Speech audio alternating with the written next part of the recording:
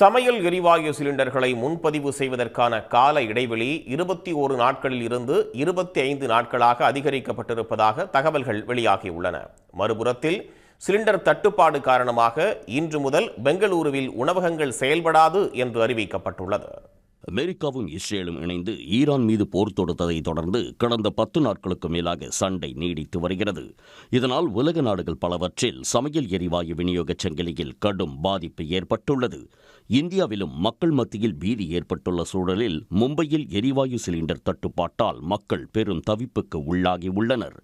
Cylinder முன்பதிவு செய்தால் 2 நாள் முதல் 3 நாட்கள் காத்திருக்க வேண்டிய நிலை மும்பையில் ஏற்பட்டுள்ளது. அத்துடன் ஒரு சிலிண்டரின் விலை 913 ரூபாயாக உயர்த்தப்பட்டுள்ளதால் மும்பை வாசிகள் வேதனை அடைந்துள்ளனர். இதனிடையே எல்பிஜி சிலிண்டர்களின் உற்பத்தியை அதிகரிக்குமாறும் வர்த்தக சிலிண்டர்களுக்கு பதிலாக வீட்டு உபயோக சிலிண்டர்களின் உற்பத்திக்கு முக்கியத்துவம் தருமாறும் எண்ணெய் சுத்திகரிப்பு நிறுவனங்களுக்கு ஒன்றிய அரசு உத்தரவிட்டுள்ளதாக தகவல் வெளியாகியுள்ளது. பெங்களூருவில் வர்த்தக சிலிண்டர் விநியோகம் நேற்று முதல் நிறுத்தப்பட்டிருப்பதால் இன்று முதல் பெங்களூரு நகரத்தில் உள்ள ஹோட்டல்கள் செயல்படாது என்று ஹோட்டல் உரிமையாளர்கள் சங்கம் அறிவித்துள்ளது.